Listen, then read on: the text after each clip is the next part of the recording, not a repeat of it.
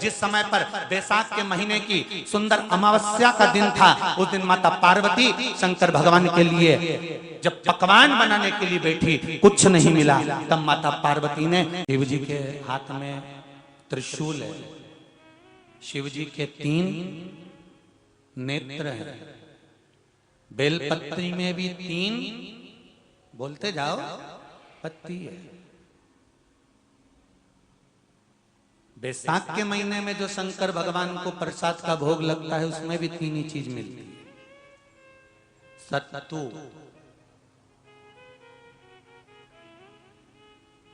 कोई दूसरे महीने में बनता है? जम के तो बोलो नहीं। कब बनता है? यही बैसाख के महीने में। चने की दाल, गेहूं और जौ, इन तीनों को गलाकर सेक कर जो सत्तू तैयार होता है, इसी बैसाख के महीने में परशुराम जयंती के दिन या अमावस्या के दिन या पूर्णिमा के दिन शंकर भगवान को समर्पित होता है और भगवान विष्णु को समर्पित होता है। दुनिया के लोग कहते क्या होता है सत्तू से? ये स्कंद पुराण की कथा कहती है, जिस समय पर बैसाख के महीने की सुंदर अमावस्या का दिन था, उस दिन माता पार्वती शंकर भगवान के लिए जब पकवान बनाने के लिए बैठी, कुछ नहीं मिला।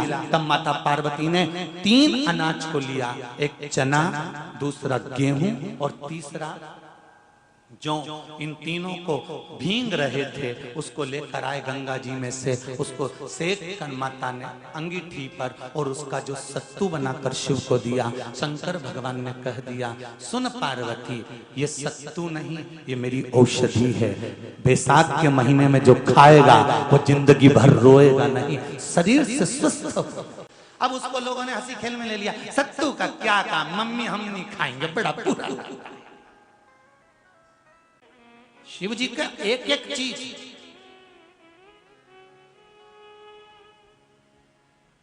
बैसाख के महीने में पियो बेल। बेल मतलब समझ गए? बेल का रस। बैसाख के महीने में पियो बेल और शरीर को रखो ऑलिव बेल। सत्तू 12 महीने खाओ मत खाओ। कौन सा महीना? बैसाख के महीने में सत्तू जरूर खाओ। और सत्तू चाइना से नहीं आएगा, इंडिया में बनेगा और बना भारत में ही।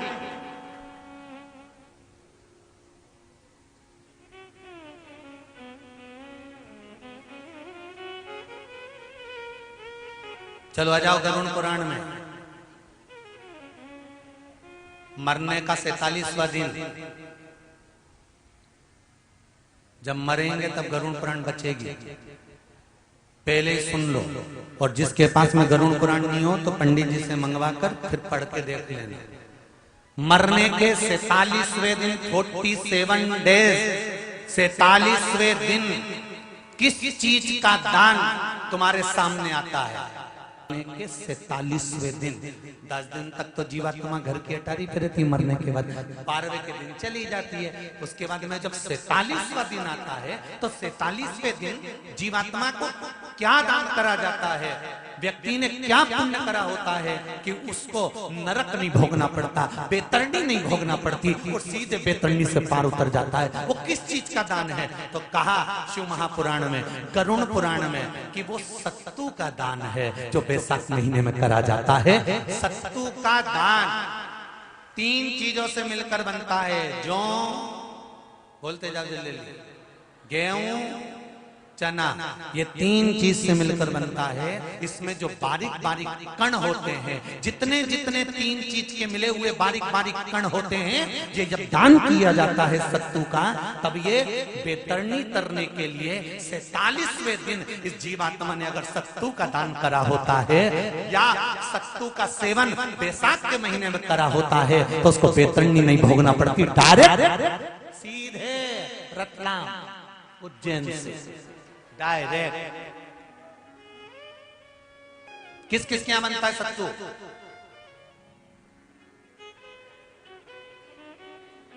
मैंने भी तो ये पूछा किस किस क्या बनता है, मैं ये थोड़ी बने, मैं अभी थोड़ी ना कि अभी बन गया। बैसाख में बनता तो होगा। पहले गांव के लोग तीरथ करने जाते थे, गांव का लोग जब तीरथ करने जाता था कोई सामान नहीं लिया, सत्तू बांधी पोटली में धरा यूं और पानी में घोलिया और नमक डालिया या शक्कर या गुड़ घोल के और पी के वही चले। आज के अब जब सैनिक युद्ध करने जाता है, थक जाता है, बहुत थकान हो जाती है, जब उससे देखा जाता है तो सैनिक का जो कमांडर होता है वो सत्तू मंगवाता है और गिलास में घोल घोल कर पूरी सेना को पिलवाकर फिर युद्ध में उतार देता है। फिर युद्ध साधारण नहीं है महाराज।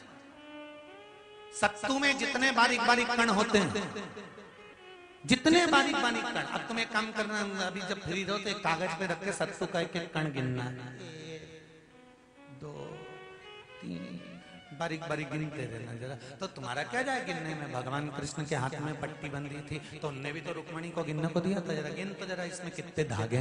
रुक्मणी जी ने कहा इसमें 9,999 धागे हैं। भगवान ने कहा बस यही 9,999 मुझे द्रौपदी को वापिस लौटाना है। गिन के लगा लो, अभी अभी लगा लो, ऊपर तो भगवान गिन के बता ही देगा कि तुमने जो सत्तू दान करा था, तुमने जो सत्तू खाया था, तुमने जो सत्तू भगवान को दिया था, सत्तू का लड्डू बनाकर तुमने बैसाख महीने में भगवान की जो पूजन करी थी, तो अमावस्या के दिन, पूर्णिमा के दिन या अक्षय तृतीया के दिन तुमने जो सत्तू दिया था, भगवान तो गिनती बता देगा कि उस सत्तू में कितना कण था।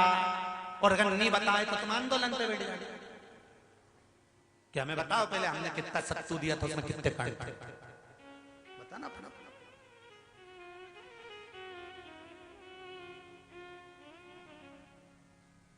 एक शिव की आराधना में चांगुना ने 1 लोटा जल भरा, उसमें थोड़ा सा चंदन डालकर बेलपत्री के वृक्ष के नीचे ले जाकर डाल देती, थोड़ा सा जल बचाकर शिव जी को डाल देती। शंकर भगवान ने एक दिन चांगुना के सामने मन में विचार प्रकट करा और पार्वती जी से कहा, पार्वती एक बात समझ में नहीं आती, आधा जल ये बेलपत्री को देती है, आधा जल मुझे देती है, जब आधा जल मुझे देती है तो मुझे बड़ा गुस्सा आता है। भगवान ने कहा ये आधा जल कहां डोल के आती है? पार्वती जी ने कहा उसके संतान नहीं है, इसलिए वो बेलपत्री की भी आराधना करती है और आपकी भी आराधना करती है। ठीक है, इनके यहाँ पितृदोष होता है, काल सर्प दोष होता है, वास्तु दोष होता है, उनको ज्यादा कुछ नहीं करना होना। महाराज एक बेल का फल लीजिए, फल बेलपत्री का जो फल होता है उसको ले लो, उसके अंदर का जो गुर्दा होता है, अंदर का जो भाग होता है उसको निकाल दीजिए और उस बेल के फल में आटा सेक कर उसमें शक्कर मिलाकर उसको उसके अंदर भर लीजिए। अमावस्या के दिन सुबह 10 बजे से पहले उस बेल फल में जिसमें तुमने पंजेरी भरी है, आटा सेक कर भरा है शक्कर के साथ में, उसको अपने घर में घुमाने के बाद में जिसको काल सर्प दोष बताया है, पितृदोष बताया है या वास्तु दोष का स्मरण बताया है, घर में सब दूर घुमाकर अपने परिवार का हाथ का स्पर्श कराकर पीपल के पेड़ के नीचे तक खड्डा खोदकर उस बेलपत्र के उस फल को दाब दीजिए, उस फल को उसमें दबाइए। केवल एक अमावस्या करना रहता है, पितरों के दोष से मुक्ति मिलती है और हमारे घर के कार्य सफल होना प्रारंभ हो जाते हैं। कार्य की सफलता होती है, कार्य में सफलता प्राप्त होने